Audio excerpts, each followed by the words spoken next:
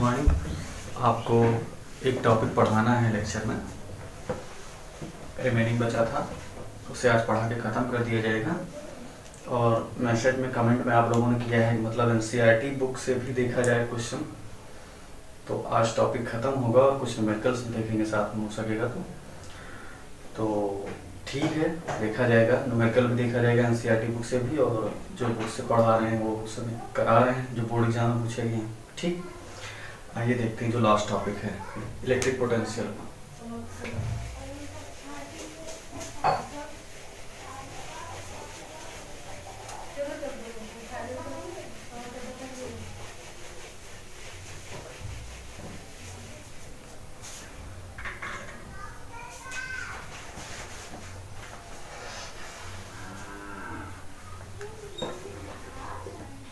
Last heading है आपकी वैद्युत द्विध्रुव।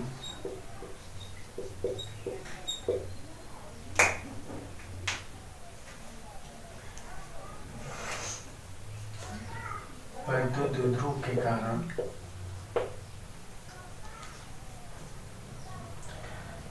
स्थितिज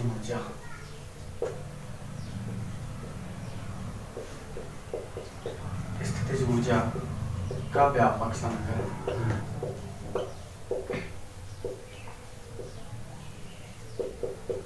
क्या होता है, इसे फाइंड आउट करना है।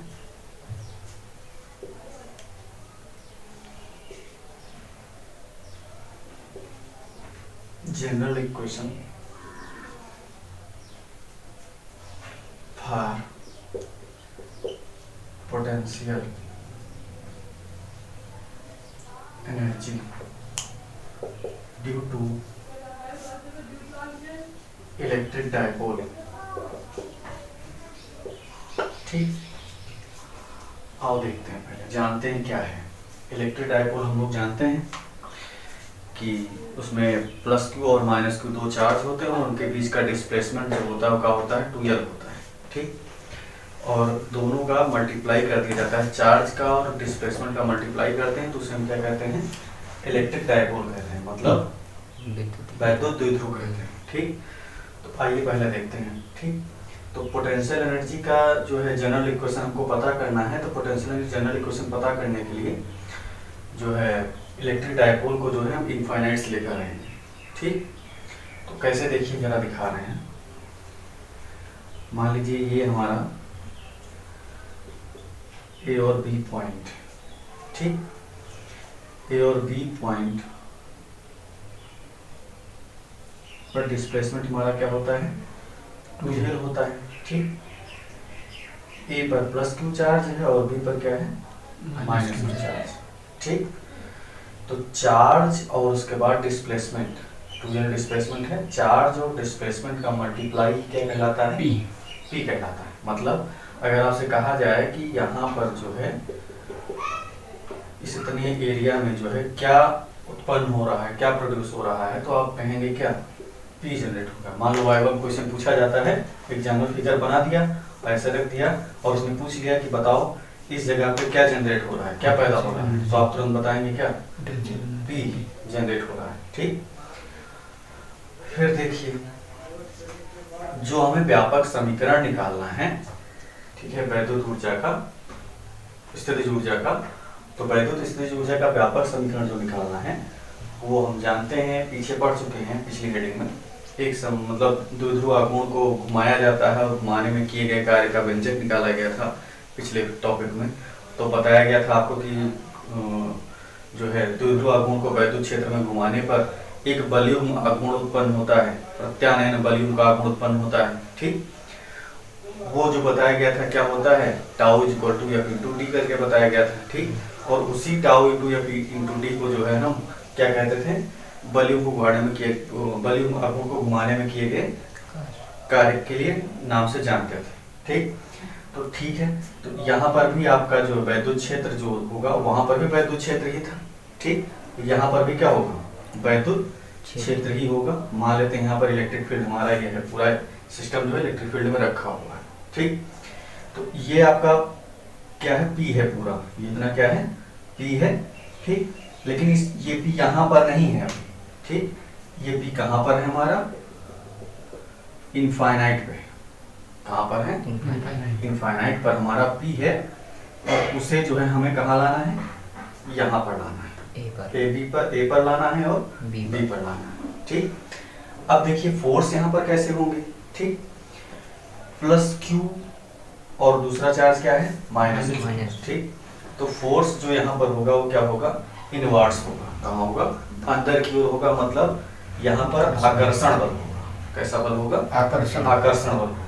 ठीक, तो एक बल यहाँ अंदर की ओर काम करेगा, ठीक, और दूसरा बल भी क्या होगा, अंदर की ओर काम करेगा। ठीक, तो यहाँ से देखा जाए तो प्लस क्यू पहले हमारा चार्ज पड़ जाता है और माइनस क्यू का होता है बाहर चार्ज पड़ जाता है। ठीक, तो प्लस क्यू से हम यहाँ पर मान लेते हैं कि हमें कितने डिस्टेंस पर जाना है, हमारा पोल मतलब जो रखा गया है विद्युत द्विध्रुव इतने में रखा गया है और ये इतना डिस्टेंस हमारा कितना है, यहाँ से मान लेते हैं r है, कितनी दूरी पर हमारा ये है, r है। r डिस्टेंस से ही हमें p को क्या करना है, a पर लाना है, और उसके बाद कहाँ पर लाना है, b पर लाना है। ठीक, तो यहाँ से देखिए q पर लाने में कम दूरी चलनी पड़ेगी हमको, r की दूरी चलनी पड़ेगी।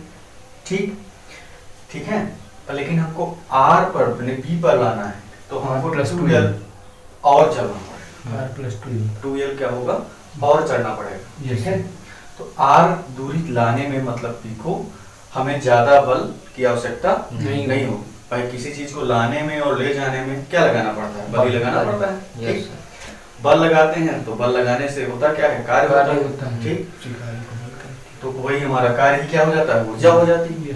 ठीक, तो इसको इनफाइनाइट से यहाँ पर लाएंगे, उसके बाद b पर लाएंगे। तो यहाँ पर समझिएगा, क्योंकि जो चीज अब हमें यूज करनी है तो हम पहले समझा दे रहे हैं, बाद में यूज करेंगे। तो यहाँ से इसको हम यहाँ पर लाएंगे, फिर यहाँ पर लाएंगे। तो यहाँ देखिए r दूरी है, ठीक, तो r दूरी हमारी क्या है, इतनी सी है, और उसके बाद b पर जाने के लिए r भी चलेंगे और उसके बाद ये जो डिस्प्लेसमेंट दिया हुआ है 2l, ये भी क्या होगा, चला जाएगा। ठीक, यानी कि b पर पहुंचने के लिए हमको ज्यादा दूरी चलनी पड़ेगी। क्या करना पड़ेगा, ज्यादा चलना पड़ेगा। भाई r भी चलेंगे और उसके बाद क्या होगा, 2l भी चलेंगे, लेकिन q चलने में क्या होगा, केवल इतना ही चलना पड़ेगा। ठीक, तो q चलने में जो है हमको कम बल की आवश्यकता होगी और b पर जाने के लिए माइनस q आवेश पर पहुंचाने के लिए p को जो है क्या होगा, ज्यादा चलना पड़ेगा। ठीक, तो यानी कि माइनस q आवेश पर हमको p ले जाने के लिए e की भी सहायता लेनी पड़ेगी। किसकी सहायता लेनी पड़ेगी, e, क्योंकि हमारा इलेक्ट्रिक फील्ड जो है, इलेक्ट्रिक फील्ड में ही हमारा क्या रखा हुआ है, रखा हुआ है। Yes sir. लेकिन ए बात देखा जाए तो ए जो है आउटर में, क्या है, आउटर में, बाहर है। ठीक, और बी भी हमारा क्या है, आउटर में ही। लेकिन यहाँ पर देखा जाए तो ये इनर का काम कर रहा है। क्या काम कर रहा है, इनर का काम कर रहा है। कैसे, इनफाइनाइट और उसके बाद बी के बीच का भाग क्या है हमारा, यही तो है। तो ये अंदर का सेक्शन हुआ कि नहीं हुआ, यानी कि यहाँ पर जो बल कार्य करेगा वो कैसा बल होगा, आंतरिक बल। कैसा बल होगा, आंतरिक बल। लेकिन यहाँ बाहर की ओर जो है बी है, ठीक, इलेक्ट्रिक फील्ड के क्रॉस करके है। ठीक, तो क्रॉस करके है तो हमें बाहर की ओर बल लगाने के लिए जो है किसकी जरूरत पड़ेगी, ई की भी जरूरत पड़ेगी।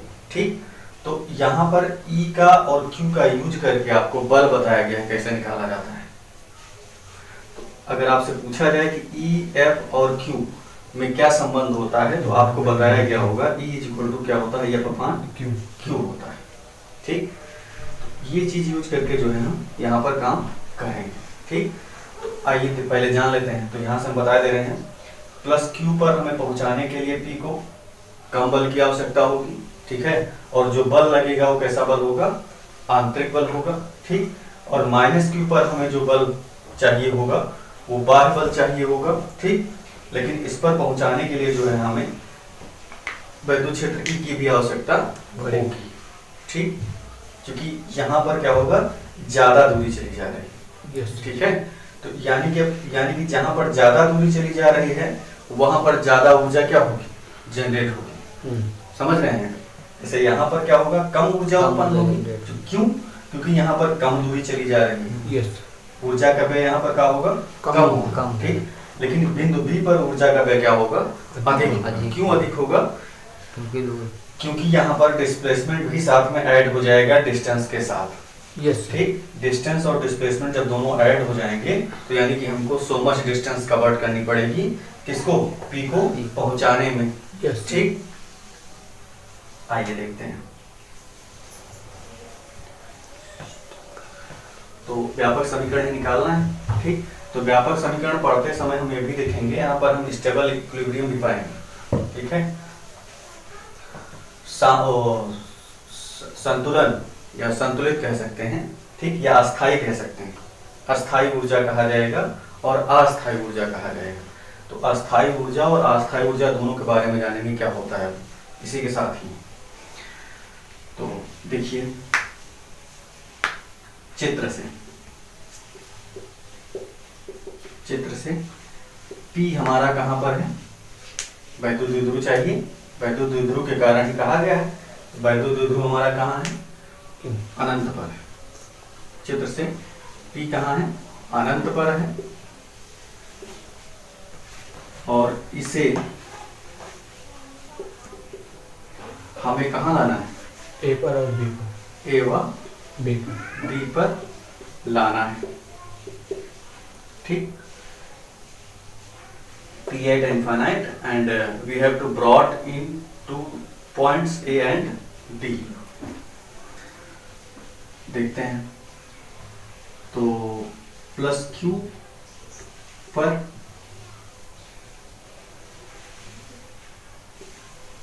P लाने में आरोपित बल, भाई खींच कर लाना है तो बल ही तो लगाना पड़ेगा। Yes sir. ठीक, आरोपित बल हमारा क्या होगा, F is equal two plus Q E. Yes sir. ठीक, क्या होगा, E बराबर F by Q। E बराबर क्या होता है, F by Q। Q, तो F इज इक्वल टू क्या हो जाएगा, E Q Q E Q Q E होगा। Yes sir. ठीक, ये इतना हो जाएगा। लेकिन ये बल हमारा कैसा बल होगा, न्यूनतम मिनिमम फोर्स। कैसा बल है, न्यूनतम बल है। ठीक, वो भी किस प्रकार का, आंतरिक बल। कैसा बल है, आंतरिक बल है। तथा तो इसे हम पहले पॉइंट में कर लेते हैं। ठीक, ये दूसरा पॉइंट हो गया, और तीसरे पॉइंट में हम माइनस क्यू पर लिखेंगे, बिंदु B पर माइनस क्यू पर P लाने आरोपित में आरोपित बल बल क्या होगा हमारा, F is equal to minus Q E. ठीक, ये कैसा बल होगा, मैक्सिमम बल होगा और बाह्य बल होगा। ठीक, ये कैसा बल है, अधिकतम बल। ठीक, अधिकतम बल क्यों है, क्योंकि ये इलेक्ट्रिक फील्ड के अपोज में भी कार्य करना पड़ेगा इसको लाने में। ठीक, P को। ठीक, और उसके बाद जो है इलेक्ट्रिक फील्ड भी साथ में इसके सहयोग करेगा, तभी काम बन पाएगा। ठीक है, भाई अधिक दूरी चलनी है तो कोई ना कोई सहारा लेना पड़ेगा। तो यहाँ पर E जो है हमारा क्या बन जाएगा, सहारा बन जाएगा, हेल्प करेगा। ठीक, अधिकतम बल होगा। तो इसी बिंदु B पर ही जो है हमें अधिकतम बल प्राप्त करना होगा, मतलब वैद्युत स्थितिज ऊर्जा का समीकरण प्राप्त करना होगा। ठीक, तो B के लिए हम प्राप्त करेंगे, और A पर जो हमको ऊर्जा प्राप्त होगी, बिंदु A पर जो ऊर्जा प्राप्त होगी उसे कहा जाएगा अस्थायी ऊर्जा। क्या कहा जाएगा, अस्थायी ऊर्जा। और जो बिंदु B पर प्राप्त होगा उसे कहा जाएगा अस्थायी ऊर्जा। क्या कहा जाएगा, अस्थायी संतुलन की ऊर्जा। ठीक,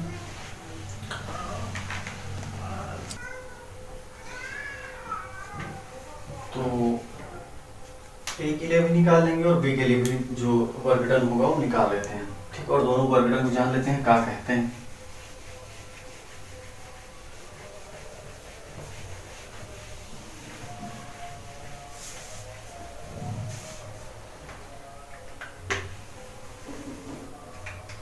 देखिए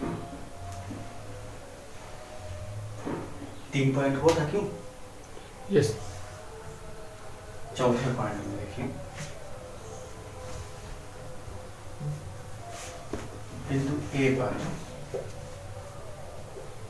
बिंदु A पर यानी कि प्लस क्यू चार्ज पर। ठीक है सर, आपको W निकालना है। बिंदु A पर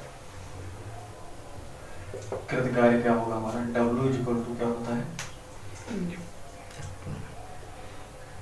बल गुणे बल की दिशा में विस्थापन बल गुणे बल की दिशा में विस्थापन। Ft। तो यहाँ से विस्थापन ना लिख करके हम W इज इक्वल टू, हाँ विस्थापन ले लेते हैं। Ft। तो डिस्प्लेसमेंट आपका क्या है यहाँ 2L। 2L ही ले लेते हैं, ठीक। या सॉरी यहाँ पर डिस्प्लेसमेंट आपका 2L माइनस Q है और यहाँ पर जो कितना है R। R है, ठीक। R ले लेंगे तो यह आपका क्या हो जाएगा QE प्लस Q के लिए, इंटू R। ठीक। और उसके बाद D डिस्प्लेसमेंट कितना हो जाएगा R। R हो जाएगा, ठीक। तो W इज इक्वल टू क्या हो जाएगा QE R। R, ठीक। Yes sir. ठीक है, ये हमारी क्या होगी स्थितिज ऊर्जा होगी, वो भी कैसी, अस्थाई। अस्थाई स्थितिज ऊर्जा, ठीक। Yes sir. तो किया गया कार्य ये हमारी क्या कहलाता है, स्थितिज ऊर्जा कहलाता है, ठीक। तो स्थितिज ऊर्जा को हम U से रिप्रेजेंट करते हैं, ठीक। तो U इज इक्वल टू हमारा क्या हो जाएगा W, मतलब U और W आपस में क्या हो जाएंगे, बराबर हो जाएंगे। ये हो जाएगा EQR, ठीक। अगर यहाँ से देखा जाए ये तो R डिस्टेंस के लिए हमने निकाला है, ठीक। दूसरा स्टेप है आपका W is equal to F into D displacement. Yes. F हमारा QE ही रहे प्लस Q चार्ज के लिए इंटू डिस्प्लेसमेंट हम क्या ले लें यहाँ पर वैद्युत द्विध्रुव का जो डिस्प्लेसमेंट है 2L। ठीक, 2L ले लें, यस। ठीक। तो Q इंटू 2L का है बराबर होता है P के बराबर। P के बराबर होता है, ठीक। तो ये इतना हमारा P हो जाएगा, W इक्वल टू का हो जाएगा PE। ठीक। इसी को क्या कहेंगे, अस्थायी कार्य भी कहेंगे। क्या कहेंगे, अस्थायी कार्य या अस्थायी स्थितिज ऊर्जा, ठीक। अस्थायी स्थितिज ऊर्जा लिखनी है। तो अस्थायी स्थितिज ऊर्जा अनस्टेबल पोटेंशियल एनर्जी हमारी होगी U is equal to W, यानी कि U इज इक्वल टू का हो जाएगा PE, ठीक।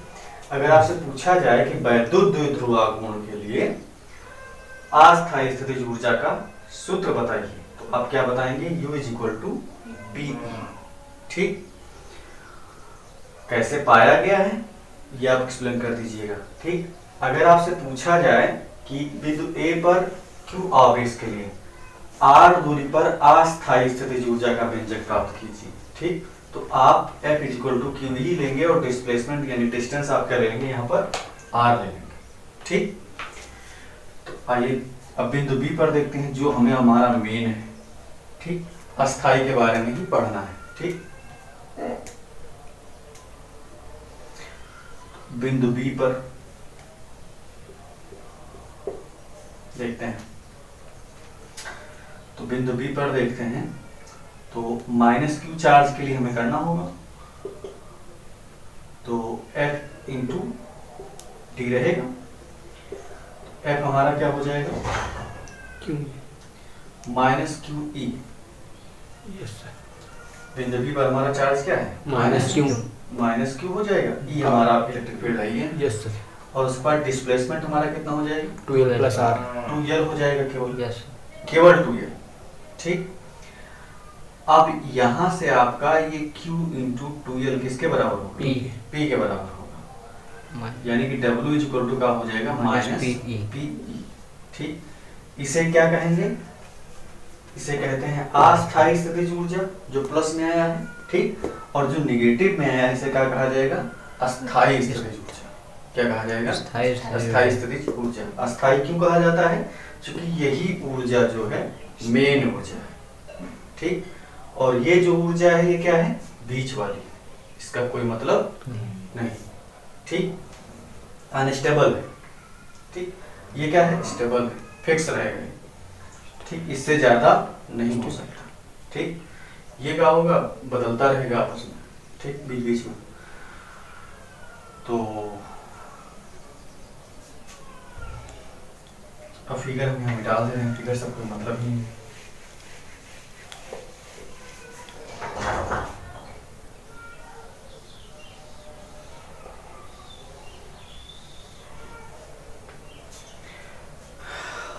तो बिंदु 5 में ही आगे चलेंगे। अतः अस्थाई स्थितिज ऊर्जा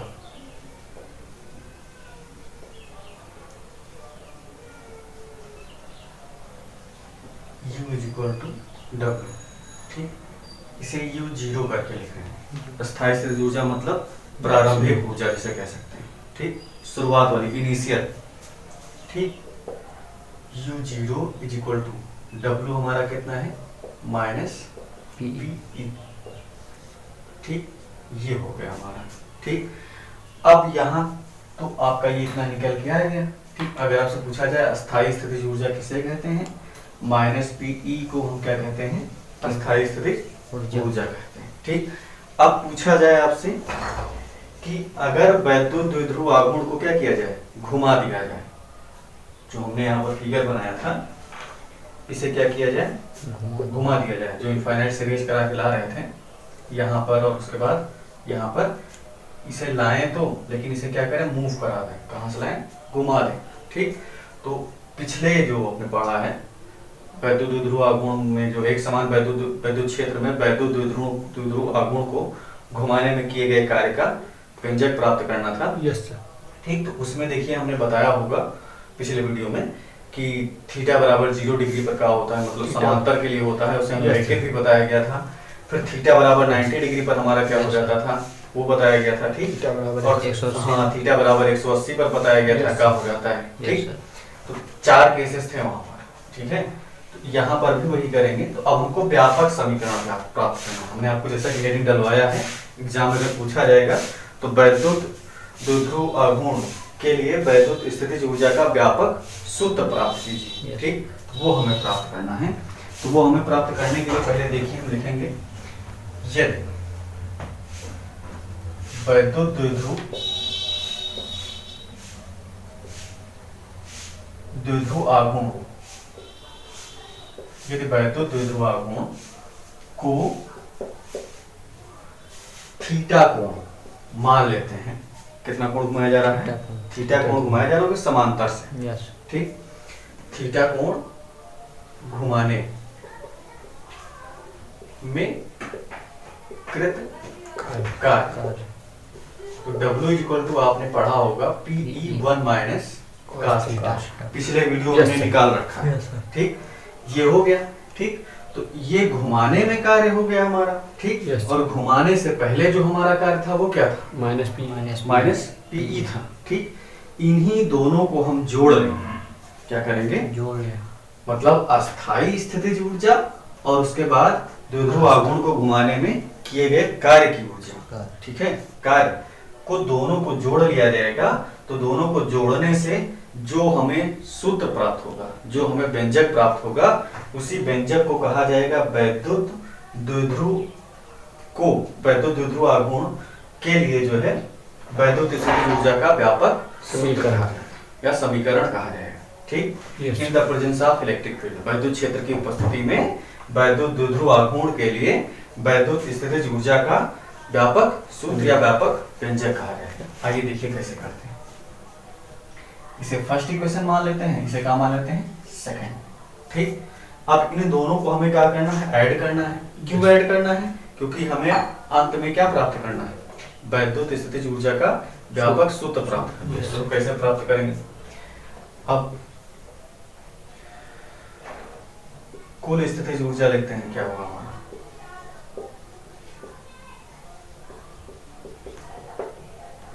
तो कुल स्थितिज ऊर्जा आपका हो जाएगा U is equal to U0 plus W। ठीक, मतलब अस्थाई स्थितिज ऊर्जा और उसके बाद W को हमने थीटा कोण से क्या किया है, द्विध्रुव को घुमाया है। दोनों को जोड़ लें, जोड़ने पर जो हमें प्राप्त होगा वही हमारा क्या होगा, व्यापक सूत्र होगा। ठीक, और उसके बाद उसमें तीनों केस फॉलो करा देंगे। U0 हमारा कितना है, माइनस PE है। W हमारा क्या है, PE1 माइनस cos थीटा है। U इज इक्वल टू हो जाएगा माइनस PE। ठीक, तो यहाँ से देख लीजिएगा, थीटा कोण घुमाने में है ना, तो यहाँ पर हम थीटा लिख दे रहे हैं। ठीक, कुल स्थितिज ऊर्जा मतलब कब के लिए है, जब थीटा कोण घुमा दिया गया। ठीक, U थीटा हम यहाँ लगाए दे रहे हैं। ठीक, और ये कहा था जब थीटा बराबर हमने क्या लिया था 0 डिग्री लेंगे तो भी हमको यही चीज मिलेगा, देख लीजिएगा चाहे। अगर हमको अस्थायी स्थितिज ऊर्जा प्राप्त करनी है तो इसी फार्मूले का यूज करके हम प्राप्त कर लेंगे। अगर हमें अस्थायी स्थितिज ऊर्जा प्राप्त करनी है तब भी हम क्या करेंगे, इसी की सहायता से प्राप्त कर लेंगे। तो देखेंगे कैसे भी प्राप्त करके हम आपको दिखाते हैं। माइनस पीई और ये पीई अंदर भेज देते हैं तो पीई हो गया, प्लस और माइनस का गुणा का हो जाएगा माइनस पीई cos थीटा। ये और ये आपका क्या हो जाएगा, कैंसिल हो जाएगा। U theta is equal to क्या हो जाएगा आपका minus PE cos theta. cos theta. ठीक, यही जो व्यंजक प्राप्त हुआ है, यही जो सूत्र प्राप्त हुआ है, यही वैद्युत द्विध्रुव के लिए क्या है, वैद्युत द्विध्रुव के कारण उत्पन्न वैद्युत क्षेत्र में वैद्युत ऊर्जा, वैद्युत स्थितिज ऊर्जा का व्यापक सूत्र है। ठीक, यही वैद्युत स्थितिज ऊर्जा का व्यापक क्या है, सूत्र है या समीकरण है। ठीक, ठीक है, इम्तिहान में पूछा जा सकता है वैद्युत स्थितिज ऊर्जा का व्यापक समीकरण या व्यापक सूत्र लिखिए। व्यापक का मतलब जनरल, जनरल मतलब होता है कि इसी की सहायता से हम सभी चीजों को प्राप्त कर लें। ठीक, उसी को कहा जाता है व्यापक। ठीक, जो सार्वभौमिक हो, सबके लिए लागू हो। ठीक, तो अभी हम आपको थीटा बराबर 0 और थीटा बराबर करके हम आपको दिखाते हैं। देख लीजिए तीन ही केस हैं। ठीक,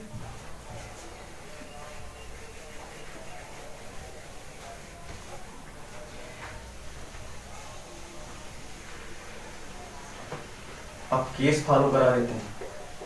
ठीक, तो आपको भी तीनों हम फॉलो करके दिखाते हैं, स्थायी वाला भी दिखा देते हैं और अस्थायी वाला भी दिखा देते हैं।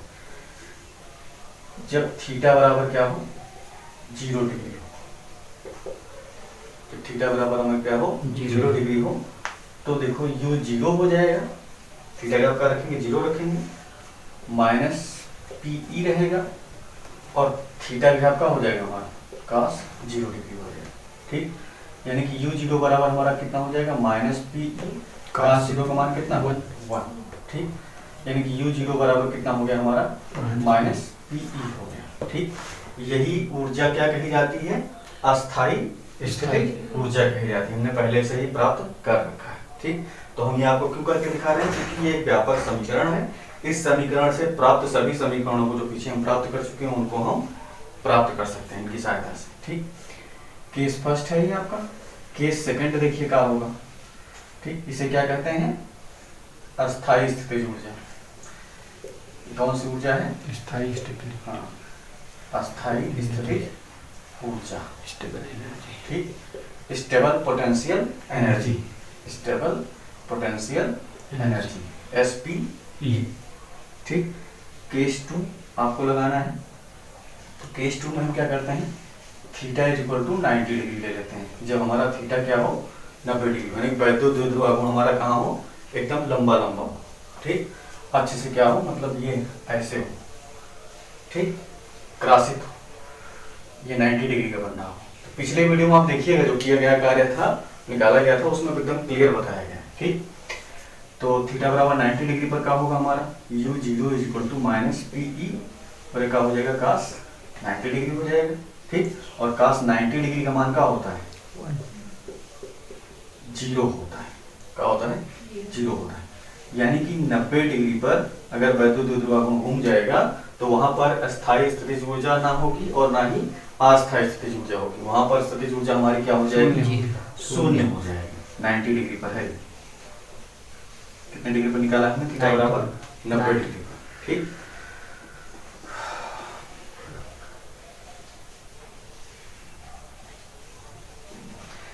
ठीक इसी तरह से जो है हम थीटा बराबर 180 डिग्री के लिए भी निकालेंगे। ठीक, यानी कि वैद्युत द्विध्रुव आघूर्ण को जब 90 डिग्री पर घुमाया जाएगा, 90 डिग्री कोण पर घुमाया जाएगा, तो उस समय स्थितिज ऊर्जा क्या होगी, शून्य होगी वैद्युत द्विध्रुव आघूर्ण के लिए। केस थर्ड हम लगाएंगे, थीटा बराबर 180 डिग्री हो तो क्या होगा, तो यू थीटा क्या हो जाएगा 180 डिग्री माइनस पीई ऐसे रहा और थीटा हो जाएगा हमारा क्या cos 180 डिग्री।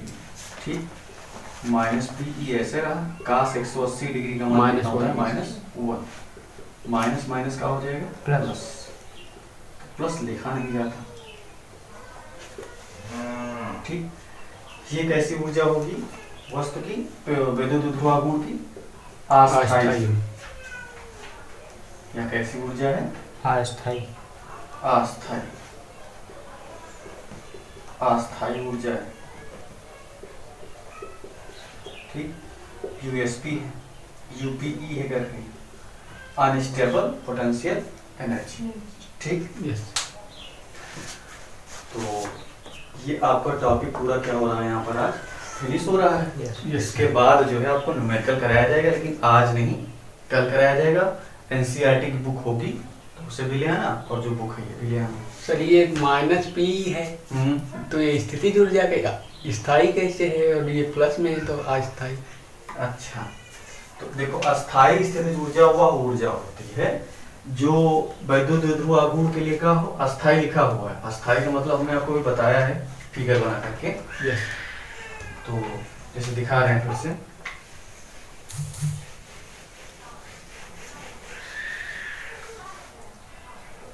फिगर बनाया गया यहाँ से, ये आपका ए और बी करके था, ये आपका Yes. इनफाइनाइट था यहाँ पर। Yes sir. ठीक, यहाँ पर प्लस क्यू चार्ज था और यहाँ पर माइनस माइनस क्यू चार्ज था। ठीक, यस। तो ये इनफाइनाइट से हमको पी लाना था। ठीक, और उसके बाद इनफाइनाइट से ये हमें क्या लाना था, यहाँ पर पी को ए पर लाना था। Yes. ठीक, यस। तो यहाँ से यहाँ तक की डिस्प्लेसमेंट हमारी क्या थी, 12। ठीक, अब माइनस क्यू हमारी क्या है, ये माइनस क्यू पर अधिकतम कार्य हो रहा था, maximum, yes sir. Maximum force applied हुआ था, यस सर। अधिकतम बल अप्लाइड हुआ, तो अधिकतम बल लगने से क्या होगा, अधिकतम कार्य भी होगा, यस वर्क होगा, यस सर। और अधिकतम वर्क होगा तो वहां पर अधिकतम ऊर्जा ऊर्जा क्या होगी, अधिकतम होगी। एनर्जी भी क्या होगी, अधिकतम। मैक्सिमम। ठीक, और बी पर हमारा क्या हुआ था, कम बल लगा था। Yes sir. और मिनिमम फोर्स लगा था। ठीक, मिनिमम फोर्स लगा तो मिनिमम का होगा, वर्क भी होगा। ठीक, मिनिमम वर्क होगा तो यहाँ पर एनर्जी भी कैसी होगी हमारी, मिनिमम एनर्जी Minimum. भी होगी। मिनिमम एनर्जी होगी। ठीक, तो यहाँ से अगर हम कहना चाहें तो किसी वस्तु की जो अधिकतम ऊर्जा होती है वह ऊर्जा विद्युत ध्रुवागुण की जो का हो अधिकतम, यस। ठीक, उसी ऊर्जा को हम क्या कहेंगे, अस्थायी स्थायी स्थितिज ऊर्जा कहेंगे। Yes. ठीक, तो यहाँ पर आपने कहा स्थायी स्थायी यू जीरो जो है मतलब अस्थायी स्थितिज ऊर्जा क्यों है। ठीक, Yes. तो ये हमने बताया आपको, अभी पीछे मिला होगा करके, तो समांतर ही है। ठीक, तो समांतर पे यहाँ पर थीटा बराबर हमारा क्या लिया गया, जीरो। जीरो ही लिया गया। ठीक, तो जीरो लिया गया है, तो यहाँ पर भी देखिए हमने अस्थायी स्थितिज ऊर्जा के लिए जीरो ही प्राप्त करके लगाया है। ठीक, यस। तो ये ऊर्जा जो है सबसे अधिक है। ठीक, तो जब ऊर्जा सबसे अधिक होगी तो उस ऊर्जा को ही हम क्या कहेंगे, अस्थायी स्थितिज ऊर्जा कहेंगे। और माइनस में है तो माइनस में क्यों है, क्योंकि यहाँ पर माइनस क्यू ऑब्वियसली से निकाला गया है। यस। सर ये जरूरी है कि माइनस क्यू यहाँ पर रखा, जैसे यहाँ प्लस अब हुआ। यहाँ ना हो तो यहाँ कर दो इसे, कोई बात जैसे नहीं। माइनस यहाँ क्यू पर हमने केवल माइनस क्यू लेकर के निकाला है। यस। ठीक, बहुत अच्छी बात है। यहाँ प्लस क्यू कर दीजिए, यहाँ पर क्या हो जाएगा, माइनस माइनस क्यू हो जाएगा। तो यहाँ पर जो अधिकतम एनर्जी जो होगी वो किसके लिए हो जाएगी, प्लस क्यू के लिए हो प्लस जाएगी। के जो। ठीक, एक चीज ये भी जान लीजिएगा कि दो ऊर्जाओं का जब सम हो, जब उन्हें जोड़ा जाए और जोड़ने के बाद उस ऊर्जा का मान जो है शून्य प्राप्त हो, यस। ठीक है, तो उनमें से जो दो ऊर्जाएं जोड़ करके ऊर्जा का जो मान शून्य प्राप्त किया गया है, तो उन दोनों ऊर्जाओं में से एक ऊर्जा कही जाएगी अस्थायी ऊर्जा और दूसरी ऊर्जा कही जाएगी क्या, अस्थायी ऊर्जा। जैसे देख लीजिए, आपने अस्थायी ऊर्जा ये निकाली, ठीक, यस सर। और अस्थायी ऊर्जा आपने ये निकाली। यस। ठीक, अगर हम इन दोनों को जोड़ लें तो क्या होगा, जीरो हो जाएगा। जीरो हो जाएगा। ठीक, यानी कि इन्हीं दोनों में से एक ऊर्जा हमारी क्या है, स्थायी है और एक क्या है, अस्थायी है। ठीक, और दोनों का योग किसके बराबर हो जाएगा, शून्य के के बराबर हो जाएगा। ठीक, तो दोनों में से एक होगा अस्थायी और एक का होगा अस्थायी।